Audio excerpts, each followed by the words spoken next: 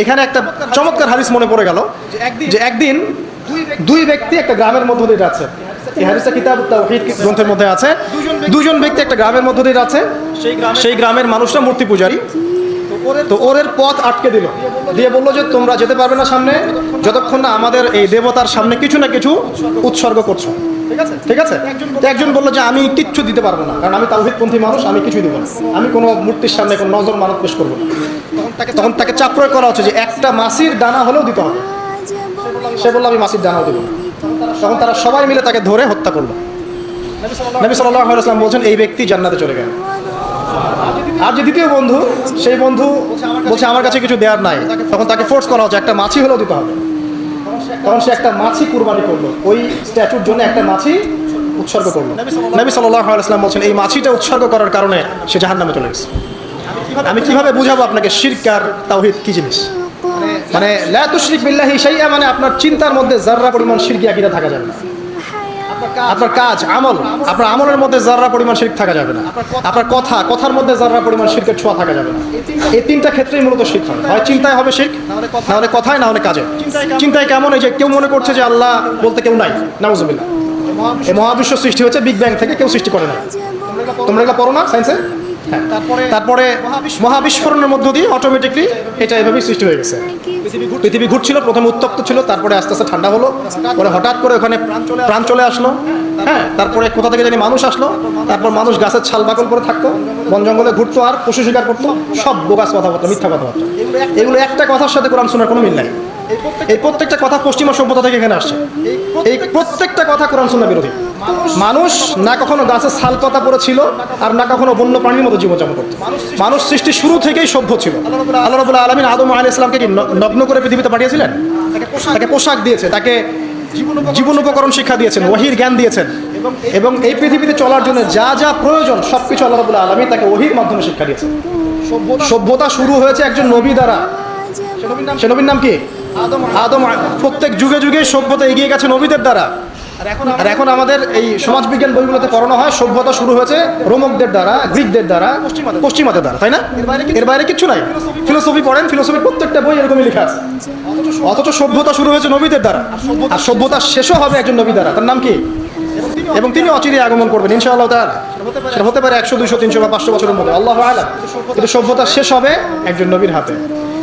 যাই হোক, এই প্রতিটা কথা, যেমন আল্লাহ বলতে কেউ নাই, আল্লাহর সাথে আরো ইলাহ আছে নাউজুবিল্লাহ, বা পৃথিবী মহাবিশ্ব আল্লাহ সৃষ্টি করেন নাই, বিগ ব্যাং থেকে সৃষ্টি হয়েছে, চিন্তাগত শিরক। এমনও শিরক আছে, এখন আধুনিক শিরক, যে বিজ্ঞান কোনো কিছুকে প্রমাণ করলে মানুষ বিশ্বাস করে, বিজ্ঞান প্রমাণ না করলে মানুষ বিশ্বাস করতে চায় না। বিজ্ঞান বলছে এই ছবি এত বছর আগের, মানুষ বিশ্বাস করে। আল্লাহ পাক বলছেন যে এরকম কোটি কোটি বছর আগে মানুষ বলতে কিছুই ছিল না, মানুষের অস্তিত্বই ছিল না, পরে মানুষকে আল্লাহ পাক সৃষ্টি করলেন।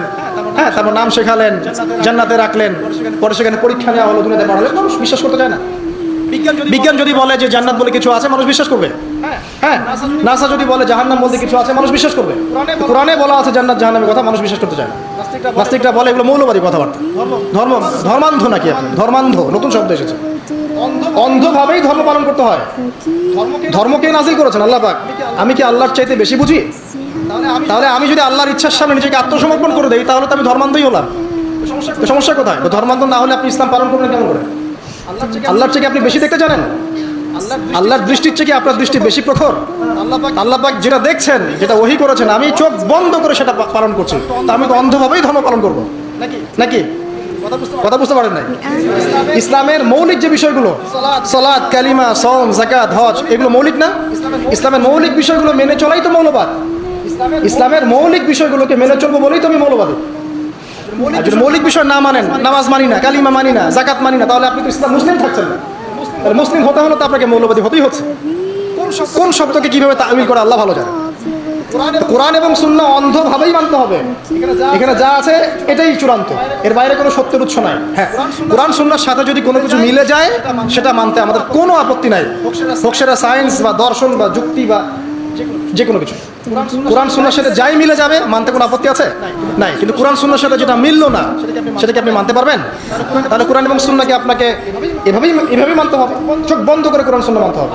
আর আল্লাহ পাক আমার চেয়ে অনেক বেশি ভালো বোঝেন আমার জন্য ভালো কোনটা। আর আল্লাহ পাকের ভালো আমি চোখ বন্ধ করে মানবো না? ডাক্তারের কাছে গিয়েছেন, আপনার মনে করেন অনেক বড় রোগ হয়েছে, অনেক ডাক্তার দেখাচ্ছেন, সলভ হচ্ছে না। একজন বড় ডাক্তারের খবর পাওয়া গেল যিনি মাদ্রাসা থাকেন, কথার কথা, সেখানে গেলেন, আপনাকে টেস্ট দিলেন। আপনি তো জিজ্ঞাসা করতে যাচ্ছেন না যে এই টেস্ট কেন দিচ্ছেন, ওই টেস্ট কেন দিচ্ছেন, এই ওষুধ কেন দিলেন, ওই ওষুধ কেন দিলেন, এই প্রেসক্রিপশন কেন? ডাক্তার যা বলছে আপনি অন্ধভাবে নিচ্ছেন না? নাকি আপনার ডাক্তারের এইসব টেস্টগুলো নিজে করার ক্ষমতা আছে? আপনি কি নিজেই টেস্টগুলো করতে পারবেন? ওই ওষুধ কেন দিয়েছে, ওখানে কি গুণ আছে, কি উপকারিতা অপকারিতা আছে, এটা তো ডাক্তার ভালো জানে আমার চাইতে। তখন আমরা কিন্তু অন্ধভাবেই ডাক্তারের কথা মেনে নেই এবং ট্রিটমেন্ট নেই। আল্লাহ রাব্বুল আলামিন মহাবিশ্বের স্রষ্টা, তিনি জানেন মহাবিশ্বের কার জন্য কি কল্যাণকর। তিনি মুসলিমদেরকে দিয়েছেন কোরআন এবং সুন্নাহ, পুরো মানব জাতিকে দিয়েছেন। এর মধ্যে আল্লাহ পাক সমস্ত বিষয়ের সলিউশন দিয়েছেন। এখন আমি এটা অন্ধভাবে মানবো না? নাকি আল্লাহকে চ্যালেঞ্জ করবো যে কেন এটা দিলেন, কেন নামাজ পড়তে বললেন, কেন রোজা রাখতে বললেন, কেন হজ করতে বলছেন? সবকিছুর কারণ আছে নিঃসন্দেহে, কিন্তু সব কারণ ব্যাখ্যা করার মতো জ্ঞান কি আমার আছে? আমার জ্ঞান কি আল্লাহর চেয়ে মানে অসীম? না, আল্লাহ পাকের জ্ঞান অসীম।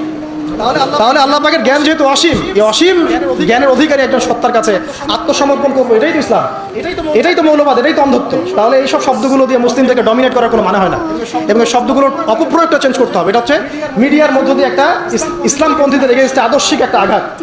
এইসব শব্দগুলো যারা উচ্চারণ করছে এরা শিরক করছে। সূরা তাওবা পড়ে দেখেন, এইভাবে ইসলামকে টিটকারি করাটাকে আল্লাহ রাব্বুল আলামিন কুফরি বলেছেন। ইসলামকে এভাবে টিটকারি করার কোনো সুযোগ নেই। প্রতিটা ফান্ডামেন্টাল আমাকে চোখ বন্ধ করেই মানতে হবে। এর মধ্যে নিঃসন্দেহে আমার জন্য কল্যাণ আছে। আর কিছু কিছু বিষয়ে আমি ব্যাখ্যা করার মতো জ্ঞান রাখবো, কিছু রাখবো না। যেগুলো আমি রাখবো না সেগুলো নিয়ে এত বাড়াবাড়ি করার কিছু নেই। হয়তোবা সেই লেভেলে আমার জ্ঞান পৌঁছায়নি এখন। আল্লাহ পাক বোঝার তৌফিক দেখ। বলছিলাম চিন্তাগত শিরক, দেখেন সায়েন্স যেটা প্রমাণ করে সেটা আমরা মেনে নেই, যেটা প্রমাণ করে না সেটা আমরা মানতে চাই না। এই যে একটা শিরক, চিন্তাগত শিরক, এখন এই আধুনিক শিরকে আমরা ভুগছি। এগুলো আধুনিক আরো অনেক শিরক আছে। আল্লাহ রাব্বুল আলামিন কোরআনে একটা বিষয় হালাল করেছেন, আমরা এটাকে হারাম করে নিচ্ছি। আল্লাহ পাক কোরআনে একটা হারাম করেছেন, আমরা দার্সে হালাল করে নিচ্ছি। এই যে আল্লাহ পাকের হালালকে হারাম করা, হারামকে হালাল করা, এটা বর্তমান যুগের, বর্তমান এই বিশ্বের আধুনিক শিরক। এটাও শিরক। সূরা তাওবার 31 নম্বর আয়াত পড়ে দেখেন। এই নয় যে এরকম শিরকে যারা লিপ্ত থাকবে তাদেরকে হত্যা করতে হবে, বিষয়টা এমন নয়। কিন্তু তারা শিরক করছে, তারা কুফরি করছে। আরো আছে ব্যাপার, এই যে কেউ চিন্তা করছে আল্লাহ ছাড়া কেউ আমার দোয়া কবুল করতে পারে, আল্লাহ ছাড়া কেউ আমার উপকার করতে পারে, আল্লাহ ছাড়া কেউ নাউজুবিল্লাহ আমার অপকার করতে পারে, আল্লাহ ছাড়া কেউ জীবন দিতে পারে বা মৃত্যু দিতে পারে, আল্লাহ ছাড়া কেউ সন্তান দিতে পারে, ইত্যাদি ইত্যাদি। মানুষ চিন্তা করছে না?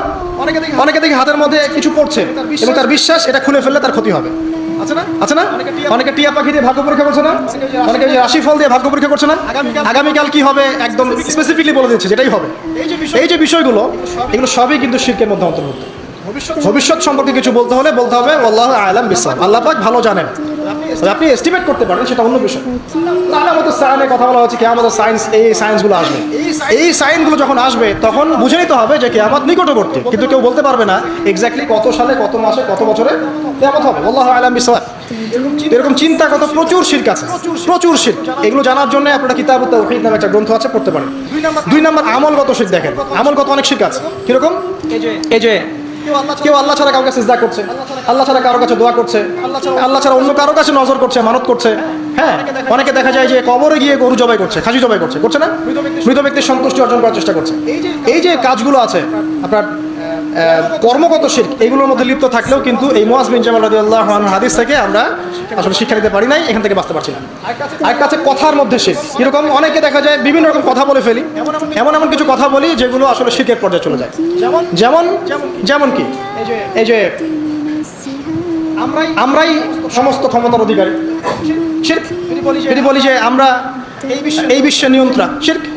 যদি বলি যে বৈষয়িক জীবনে আমরা যা ডিল করবো সেটাই, এখানে ধর্মের কোনো ঢোকার কোনো স্বাধীনতা নেই, শিরক। অর্থনীতি নিয়ে কথা বলতে গেলে যদি বলেন যে ইকোনমিক লাইফে আমরা ভালো মন্দ যা বুঝি এটাই, এখানে মৌলবাদী কোনো কনসেপ্ট ঢোকানো যাবে না, কোনো ধর্মান্ধ কনসেপ্ট ঢোকানো যাবে না, ধর্মকে এখানে আনা যাবে না, শিরক। ইভেন আপনি পলিটিক্স করছেন, সেখানে যদি বলেন যে এখানে আমি যা বুঝি তাই, এখানে ধর্মের কোনো অনুপ্রবেশ নাই, শিরক। আপনি ধর্মকে 5 পয়সা দাম দেন এখানে, অথচ ইসলামে প্রতিটা বিষয়ের হেদায়েত ছিল, আপনি নেন নাই। যদি বিশ্ব যারা ডিল করছে এখনকার, এরা যদি বলে যে আমরাই বিশ্বের হর্তাকর্তা, ভাবখানা তো ওইটাই, বিশ্বের হর্তাকর্তা তারাই এখন। কিভাবে এক দেশের সাথে আরেক দেশে যুদ্ধ লাগানো যাবে, কিভাবে আরেক দেশে অস্ত্র বিক্রি করা যাবে, কিভাবে ওইখানে মহামারী ছড়ানো যাবে, কিভাবে শান্তিপূর্ণ মুসলিম রাষ্ট্রের মধ্যে একটা সন্ত্রাসী ইস্যু সৃষ্টি করা যাবে, কিভাবে ইকোনমিক স্যাংশন দেওয়া যাবে, একটা দেশকে কেমন ডমিনেট করা যায়, এগুলোই চিন্তা সারাদিন। বিশ্বটাকে এখন নিয়ন্ত্রণ করছে বদ শ্রেণীর কিছু মানুষ, পাপী, বদ এবং ফাসেক, মোশরেক এবং কাফের টাইপের কিছু মানুষ, এবং এরা সারা বিশ্বটাকে ধ্বংস করে ফেলেছে। এখানে না আছে কোনো মানবতা, না আছে কোনো আল্লাহ রাব্বুল আলামিনের ঐশী কোনো গ্রন্থ, কোনো বিধান, না আছে কোনো সাম্য, না আছে কোনো বাকস্বাধীনতা, না আছে কোনো মুসলিমদের অধিকার, না আছে শিশুদের কোনো অধিকার, না নারীদের কোনো হিজাবের অধিকার, কিছুই নাই। পুরো বিশ্বটাকে এখন শয়তানি দাসত্বের মধ্যে নিয়ে আসা হয়েছে। এই সব কিছুই শিরকের অন্তর্ভুক্ত। এর আল্লাহ পাকের বিধানের 5 পয়সা পরোয়া করে না। আর যে ব্যক্তি আল্লাহ পাকের বিধানের 5 পয়সা দাম দেয় না, নিজের মন গড়া বিধান দিয়েই পুরো বিশ্ব পরিচালনা করে, এগুলো শিরকি কনসেপ্ট। এই সমস্ত মানুষকে একদিনের মধ্যে আল্লাহ পাক যদি ধ্বংস করে দেন, আল্লাহ পাকের জাররা পরিমাণ ক্ষতি হবে। আর এই সমস্ত মানুষকে যদি একসাথে আল্লাহ পাক উল্টা করে এই আপনার জাহান্নামে নিক্ষেপ করেন, আল্লাহ পাকের কিচ্ছু যায় আসবে না।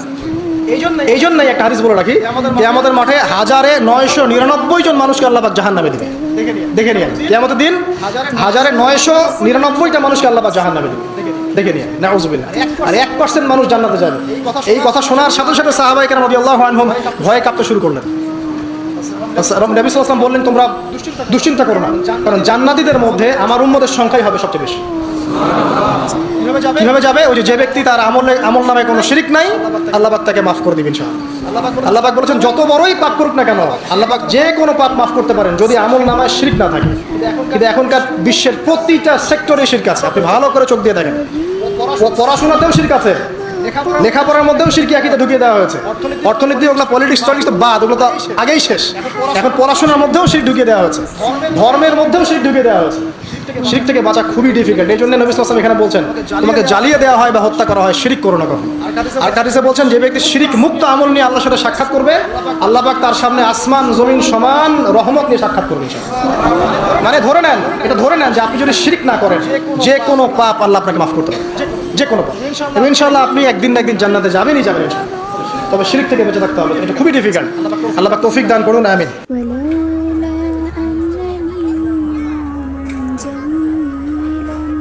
لبعت الرأس في